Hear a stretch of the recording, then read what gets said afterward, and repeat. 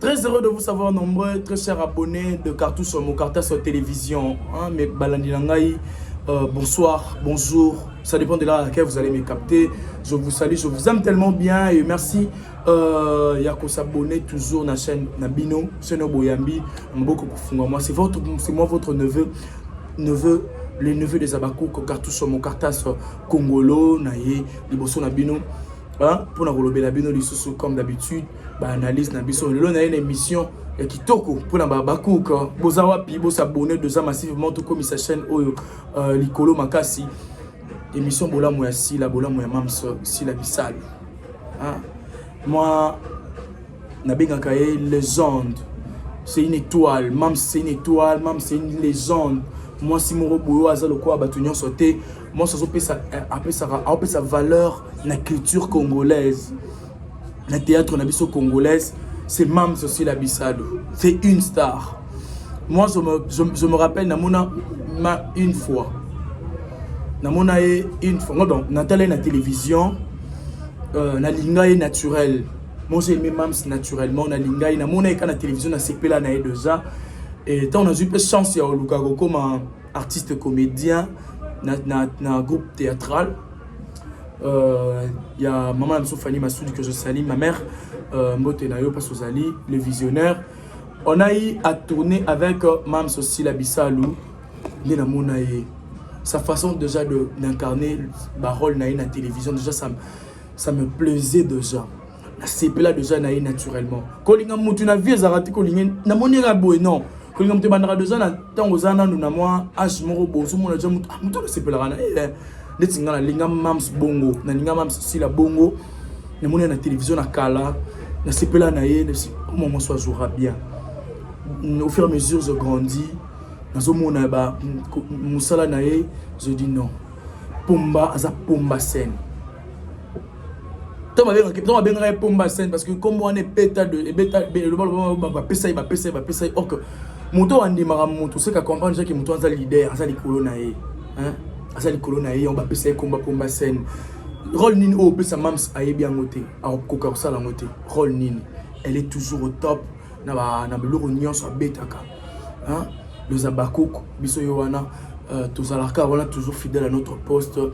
Toujours fidèle, déjà tout vanda wana déjà ange adorable de Mams aussi là.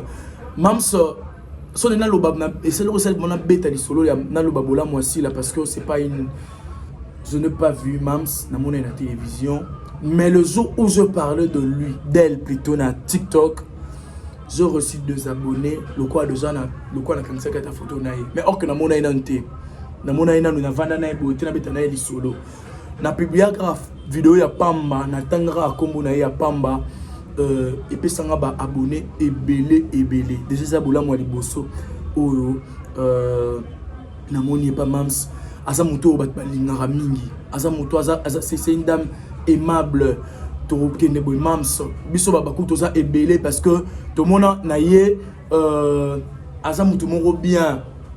Elle n'est pas compliquée. Attends, bah fingier. Y'a tam to fingier. So seigneur pardon yambayo.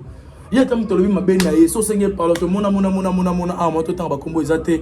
Bah tout bah le baki. Mais bah zongi toujours ka bah baku bah zongi toujours na makolo nae parce que azapomba. Dacosta, notre coach avait dit. Abiba artère et belé ya congolais bah reva ko jouer na sila. Bah reva ko jouer na ye. Parce que ça étoile. Ana aura. Ana aura. Tant que ça y a mutu moko azana ba fan belé. C'est une fille que balo barakak. Si là mais elle avance. Elle ne parle pas, elle ne réagit pas. Tant que après ça rambo moté pour na ba oh muta lo bana azala mutu na alobelaye. Azala nani attaché de après ça mutu bon moté. Mais moi je dis je n'ai pas vu Mams mais sentiment matinga je vais parler d'elle. Je vais parler des abakouk, je vais parler de nani na tronçon nani na batuna nyonso. Je vais parler d'elle. Na olobela ba bonbon, na olobela ba biscuit, je vais parler totikate parce que c'est une étoile pour moi. C'est vraiment une étoile, c'est vraiment une star, une célèbre, une superstar. La superstar c'est Mams. Dans le théâtre, moi je ne vois na minute oyo c'est Mams Sila Bissalo. C'est Mams Sila Bissalo. Yango moniti na ba journal, na ba livre, na ba les gens parlent d'elle de partout. Vous avez vu Babakou Bomona Gili to mona biso ce livre nde balobeli Mams Awa. Vous avez vu, on a parlé d'elle. Je suis à Bakou pour comprendre que photo na fiche monana. On a parlé d'elle. Tout ce que nous sommes livre parce que moi déjà bientôt donc que sommes livre nangai natala tout mon coloto na biso sur notre Mams hein. On parle d'elle de partout. Elle ne parle pas mais on parle d'elle. Le parcours façonné par le destin. Regarde, elle est là donc Mams Nabiso, Aza toujours étoile, Aza brillé kaka. Il y a de partout, on parle d'elle. Surtout qu'il y a un film catastrophe. On avait vu Obsession secrète. Tout le monde filme, oh, et puis c'est conseil. Tout le monde a une erreur, mais la 4 il faut le faut le balikamo, mais tellement que au coca bimisa sentiment, et comme il a obsession. Comme obsédé dans les cambouements, oh, fallo bimisa.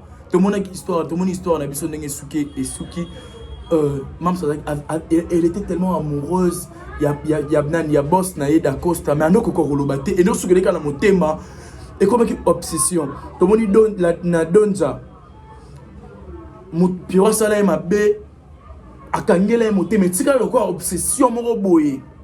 Est-ce que le quoi est loco mon kilo, est-ce que le quoi kilo, regarde des films comme ça. Regarde des films. Regarde le film. Hein? Mams est toujours au top. Elle restera toujours au top.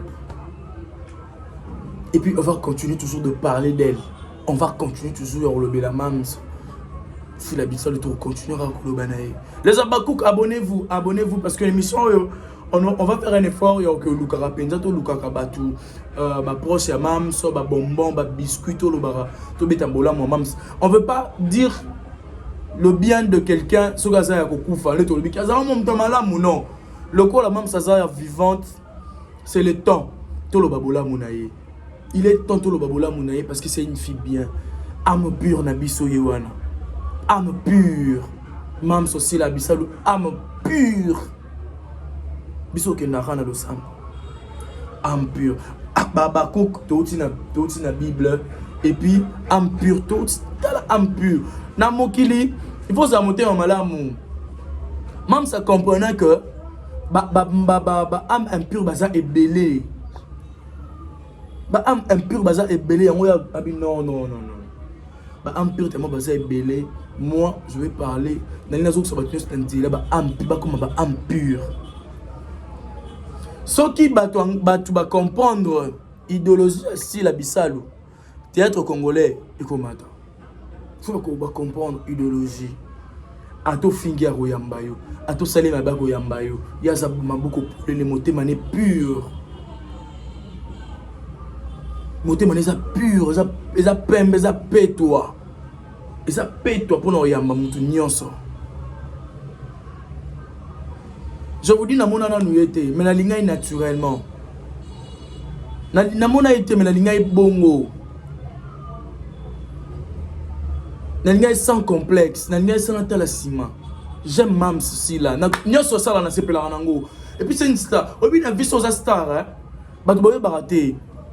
Sur sa star, il faut refléter. Le leçon moni il ba ini et do là ba refléter rapena que bazara ba star. Ba la ba tuke bazara ba star. Accoutrement ya star faut ça la penza.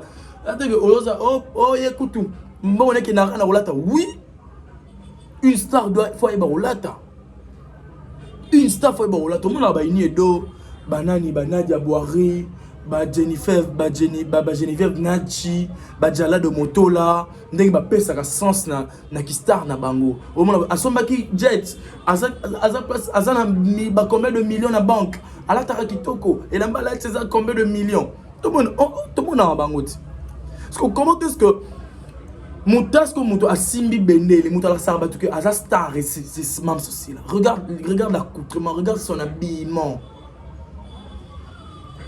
T'allez là-bas. Sois là-bas. Sois charisme. Y'a Star. Qui est comme elle? Qui est comme toi, Mams? Qui t'a créé? Qui est comme toi? Qui est comme toi, Mams? Qui est comme Mams? Les Abakou, qui est notre maman? Qui... qui est Sila? Qui est comme Sila? Je voulais dire. Les Bagou, qui est comme notre Mams? Qui est comme notre Mams? Bazo na bongo nyonso batiki la biso Mams na biso, batiki la biso Mams. Bazo nyonso batiki la biso Mams. Écriture. Elle joue. Jeu d'acteur. Chill. Écriture. Chill. Habillement. Côté akanga déjà. Côté charisme. Côté charisme, Vanna, Elena. Bola, moi, Mams aussi, la Bissalo. Reste. Vanna, ben, on na yo pour toza. Biso, ba soldat, ba bakouk, toza wana, toza wana, sima. Bakende, baloba. Ah, Mams, appelle sa polote, appelle sa mbongote, tokolobele nanko. Moi, j'avais dit, tokolobele nanko. Moi, je vais parler d'elle. Tout le monde a dit, mes collègues, hein? Oh, la première partie à Pamba, il y a une mission, Bola, maman, c'est aussi la bissa. La deuxième partie, Koya, Bolanda, obsession, Bolanda déjà filmé, obsession secret, Sili, Bolanda, rencontre mortelle et bandit déjà. Rencontre mortelle et bandit déjà. Puis Kalaming était déjà toujours que vous fouillez sous Nambakouk, que vous fouillez sous film aux Banda Kalaming était out. Film aux Banda Kalaming était, j'ai déjà Kalaming était bêta, film même sous des Banda Kalaming, obsession secret et Sili. Film même sous une Banda déjà, Babakouk Bozala. Déjà sous des Bozala déjà, wana, Botala déjà rencontre mortelle et zo bêta. Quand tu montres aux bêta, tout le monde a dit bon soyez sur zone qui était le club, nous battons sous moi biscuit pour te mettre solo ya bola mamams na ligne bino mingi ba beaucoup s'abonner massivement pour na tomber la chaîne à Neve na bino to partager to liker émission oyo et ça la bien makasi. Merci beaucoup.